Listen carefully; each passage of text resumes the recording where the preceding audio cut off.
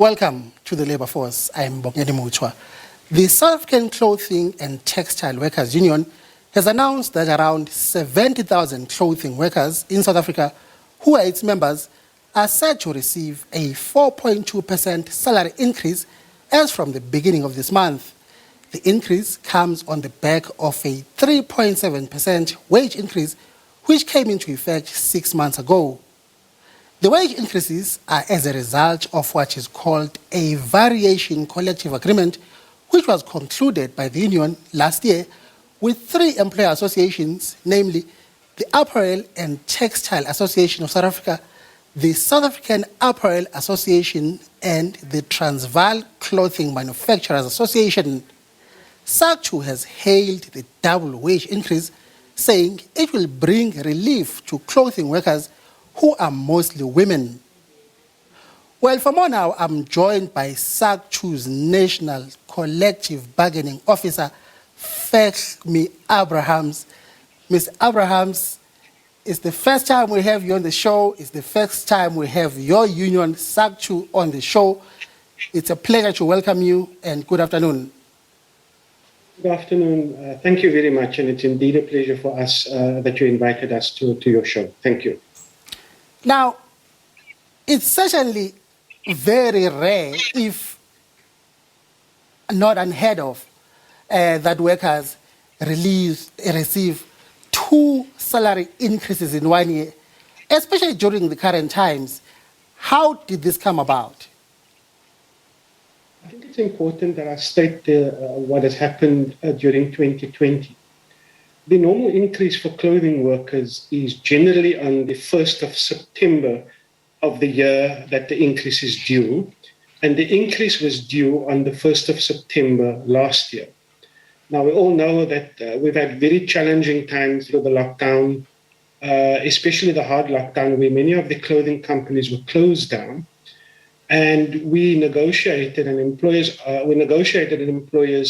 that we delay our negotiations, and we then entered into that negotiations past the implementation date. And clothing workers agreed to that specifically because they recognized that given the circumstances, especially during the COVID pandemic, that the industry is under duress and the economy is under duress.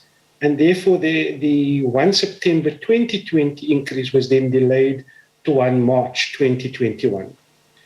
At the same time, when we concluded that agreement, we concluded that the second part of the increase would then be implemented on the 1st of September this year, which happened, which was yesterday, and that's why we have 2 increases in 1 year.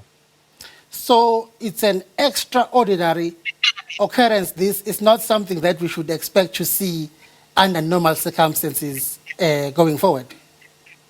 I think workers would love that, but it is an extraordinary circumstance, yes. Even in that case, though, given the current situation facing workers generally across the country, across the economy at the moment, many workers, including here the SABC, have not had salary increases at all, maybe for a couple of years now already in some instances in other companies. Also, if you put together 4.2 and 3.7, that comes to almost 8%. What does this tell us about the stage of the clothing and textile industry in South Africa at the moment? Look, I think everyone is still under pressure, but what it does show is that there's a willingness from both the union, the workers, and the employers to recognize that despite the difficult circumstances, that these workers and our members deserve an increase. We all know that it's very difficult times, and specifically what we have seen in other sectors where people either have not received an increase or where there's been a variation from what has already been agreed. We are specifically proud that the commitment that is shown by our partners in the industry, the employer associations, but also on our members in recognizing that they have a role to play, and hence the demands were fairly, conservative but knowing that they deserve an increase because the cost of living is constantly rising.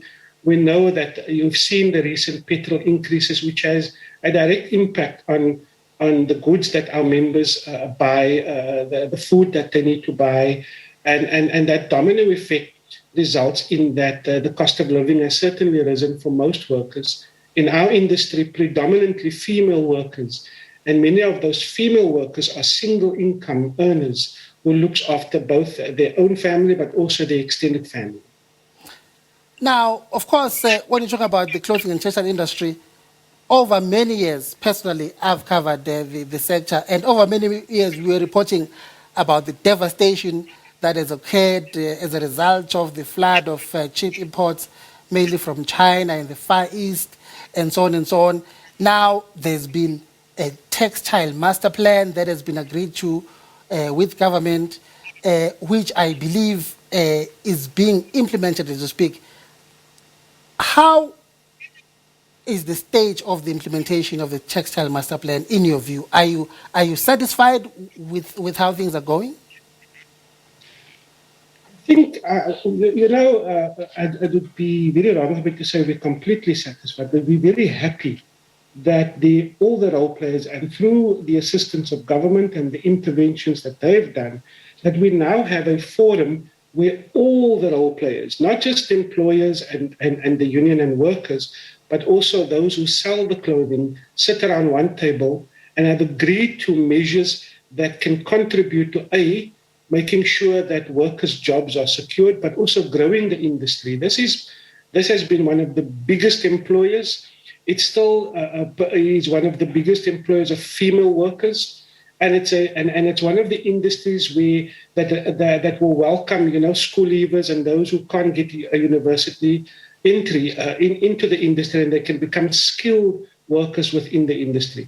We're very happy with the developments. Of course, there are some delays given what has happened, but there's a good working relationship between all the parties that are involved in the master plan. Well, Mr. Abrahams, on that positive note, I'm afraid I'm going to have to jump in because we have run out of time. Time is always the enemy on this show. It was a pleasure to have you on, and we look forward to having you on again in future. And hopefully I will get used to pronouncing your name correctly, Mr. Fachmy Abrahams from the South African Clothing and Textile Workers Union. That's how we leave it.